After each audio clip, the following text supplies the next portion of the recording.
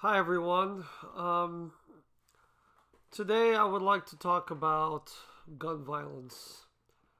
I feel that this is something that I need to talk about.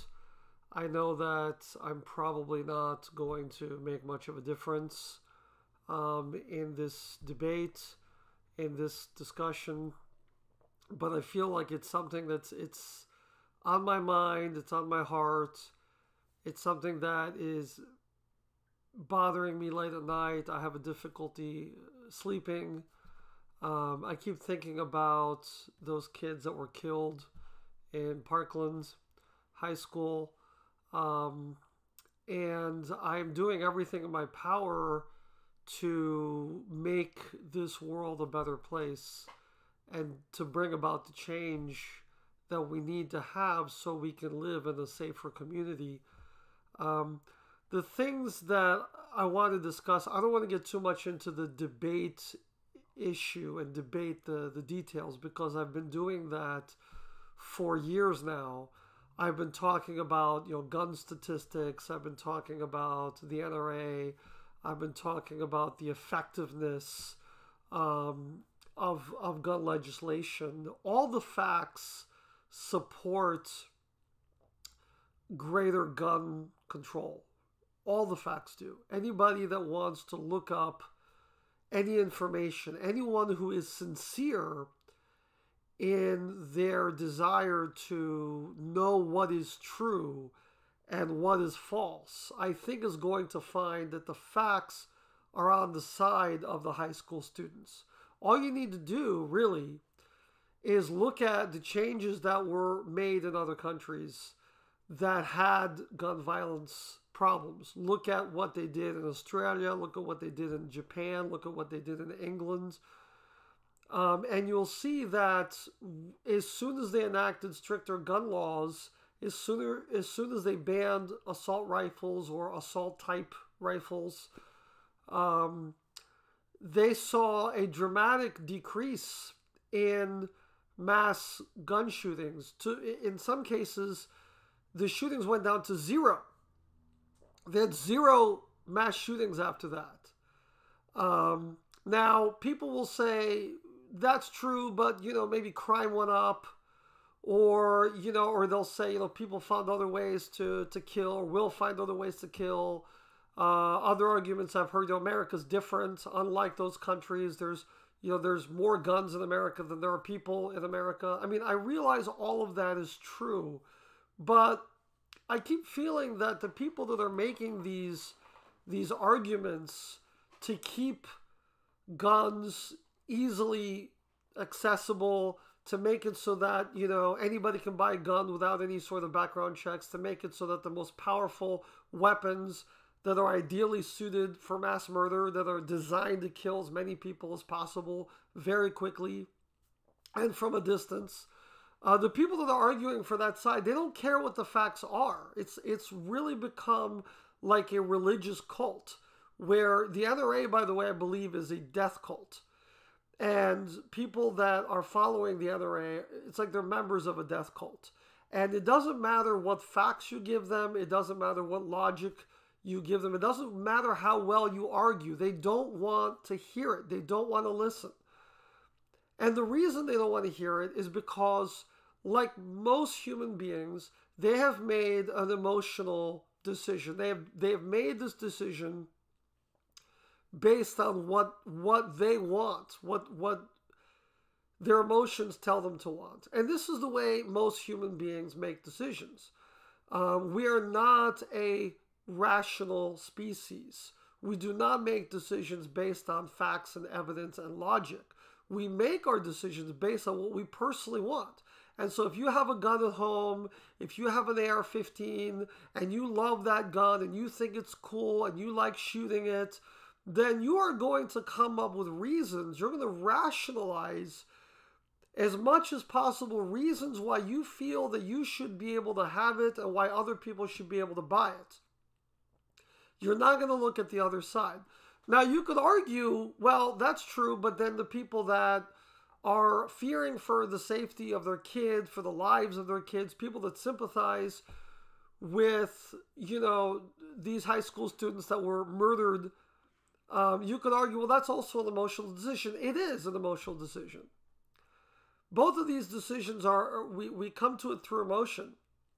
But I think the difference is that the evidence and the logic is on the side of the people who are fighting to protect our kids and innocent people. Okay? And again, I don't want to get into the particulars because these debates can go on forever. But the question that I would ask somebody who's watching this video or who is an NRA supporter, the question I would ask them is, are you losing sleep at night, worried about your children? Are you truly devastated by these kids? When you saw this shooting, was your first instinct, oh my God, these poor kids have been killed? Or were you thinking, oh no, now they're going to come for my guns? Because if your biggest concern at this point in time, if your biggest fear is that someone's going to come and take your guns away, then you are a sociopath, okay? And you need to admit that you don't care about the other side. And no level of reasoning and logic is going to persuade you to think differently. You're going to go online and you're going to look up every website, every pro-NRA website, every pro-gun website, and you're going to say stupid shit like, guns don't kill people, people kill people, or you're going to say, having background checks isn't going to make a difference because people, are going to find ways to get guns anyway. They're going to get it from the black market. Or, you're going to say some stupid, crazy shit like, what are you going to do? Ban everything? Ban pillows, ban knives, ban rocks, ban cars. You can find ways to kill. This is true, but they're stupid fucking arguments. And the reason, and they're so stupid, and the logic that you need to twist your brain into knots to make sense of these things, to make sense of these arguments, shows what it indicates to me is that you don't care about the kids, you care about the guns. And you just need to admit that. Admit that I don't care about the kids. I care about my guns. And this goes to the very heart of the problem. Wayne LaPierre is not losing sleep tonight over kids dying. He's not concerned about it. He doesn't care. He's losing sleep thinking about the fact that new gun laws are going to come out, making it harder to buy guns, and he's going to lose money from that. He's going to lose money from his donors, from members of the NRA that also sell guns. That's what he's worried about. This is all about greed. This is all about selfishness. It has nothing to do with the debate. Okay? Because nobody is saying that guns kill by themselves. Nobody is saying that. No one is arguing that a gun can magically lift itself up and start shooting people. No one has ever made that argument. That is a straw man argument. What we're saying is that if you want to kill many people, and you want to kill many people quickly, it's easier to do it with a gun. If you have a gun, that's what guns are for. That's why guns are made. Guns are designed to kill people. And weapons like the AR-15 are ideally suited to kill many people very quickly. So before anybody can stop you, you can kill many people. That's the point. It makes killing easy. That's why people have guns. That's why people that want to defend themselves buy guns. They don't say, well, I can defend myself with a rock or a knife or a pillow. They're not saying that because they know that will be an ineffectual way to defend yourself. So the same way that it would be ineffectual to defend yourself with anything, it would be ineffectual to commit mass murder with anything else other than a gun. Okay? The people that are saying, for example, well, people are going to find ways to get guns anyway, that's true. If someone is really determined to get a gun, maybe they're going to go to the black market. But where is the black market? Have you ever seen a black market? Because I've never, I've been on this planet for 43 years. I've never seen a black market before. I don't know where black markets exist. Is there one next to Walmart? I haven't seen it, but there's guns at Walmart. When I drive down to work, I probably pass about 5 different gun stores with big letters advertising, here, get your guns, get your guns. They have billboards with pictures of the AR-15 on it. It's easy to get these weapons. Getting it from the black market would be very difficult, which is probably why you don't hear people committing mass shootings using rocket launchers or flamethrowers or bombs or tanks or any of the other things that you could conceivably get from the black market, but would be hard to get. So again, this is a ridiculous strawman argument, and I have a feeling that the people that are making these arguments, they know these things. They're not stupid, and they know these things. But the fact is, they are making arguments based on what they want. And what they want the most is to have their guns. That's their chief concern. It's not for the safety of kids. And they just need to admit this. They need just to go on TV and say, listen, we don't really care about your kids. We care about our guns.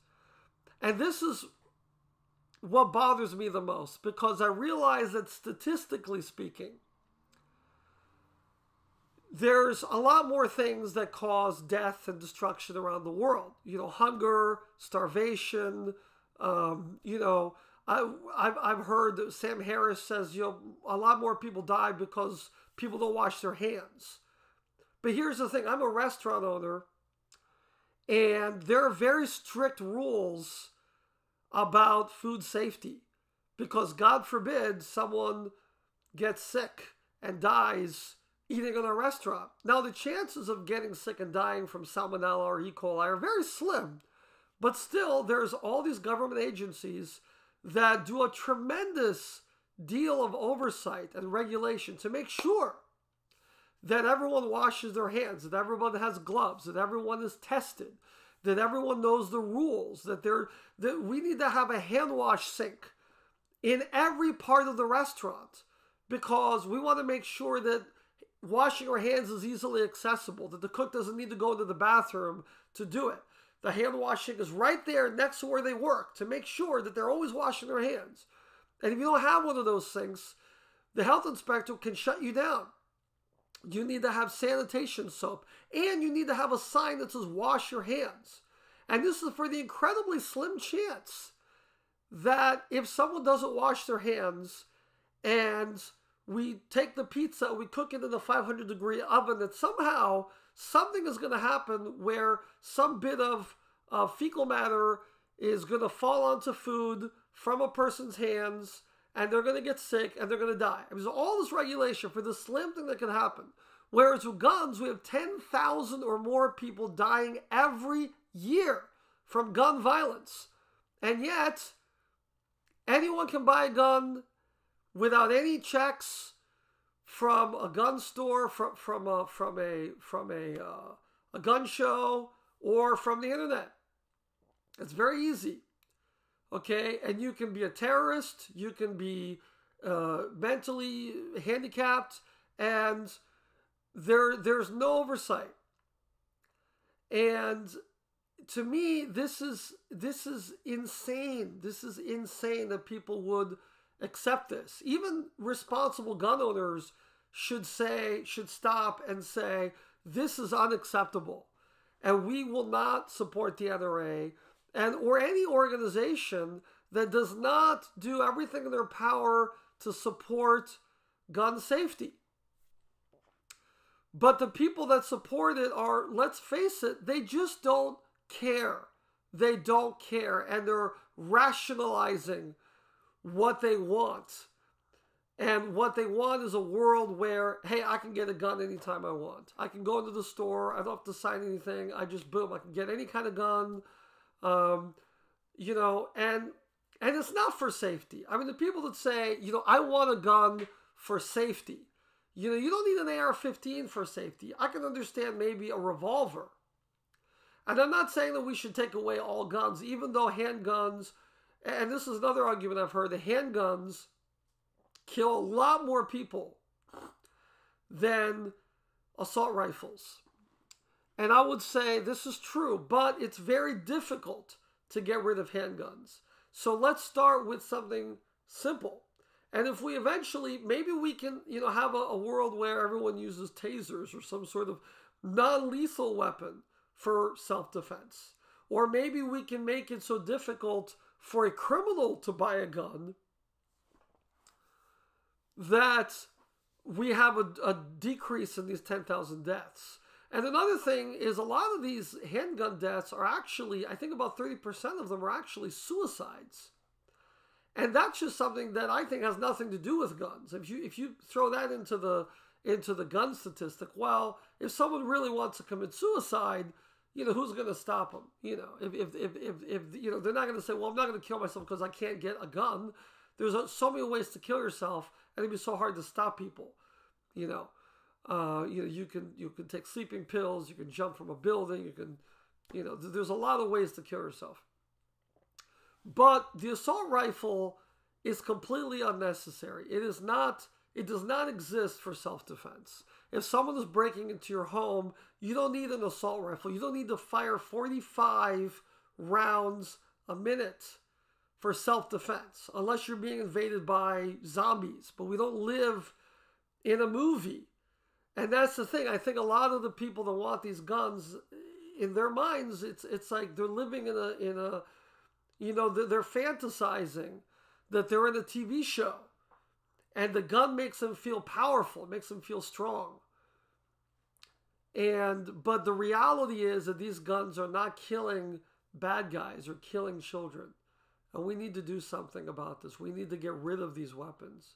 They're not necessary. They're murder toys, is what I call them. And but like I said, I realize that there are worse things out there in the world that kill more people. But if we can do something to save one life, I think we're morally obligated to do it. And this is what we're talking about here. We're talking about numbers. We're talking about, I've heard people say it's statistically irrelevant. 17 kids in a high school, that's nothing compared to all the kids that die from other causes. That's true. But if you can protect those kids, why not? Why wouldn't you? If we can make a law or that would be a simple way to save kids who die from other causes, we would do it. So why are we calling these things statistically insignificant? Would it be statistically insignificant to the parents of those children that died? Because if you are a child or you're a parent and you've lost a loved one, that loved one is your whole world. If you lost a son, a daughter, a brother, a sister, that's your whole world that has been lost. And then you got to ask yourself, why? Was it something that couldn't be prevented? If you get hit by a lightning bolt, you can't prevent that. But if you're getting shot by a gun that anybody can buy at any store, at any Walmart, at any sporting goods store, you got to say, why is that allowed? Because if that wasn't allowed, my kid would still be alive. And what bothers me is the sheer callousness of people that say, well, we can't do anything. That's just callous. And that's another thing that bothers me. It deeply bothers me because these are deaths that can be prevented, but for a lack of will, for a lack of desire on the part of the people that are making the laws and that are supporting gun lobbies like the NRA. They're actively participating in a society where it is easy for our children to die, and that's unacceptable. It's just unacceptable. And I'm going to do everything in my power to stop it. I'm going to actually donate money to Everytown USA, which I recommend you guys do. It's sort of an anti-NRA lobby trying to put money into it, into the opposition, so that we can live in a safer world.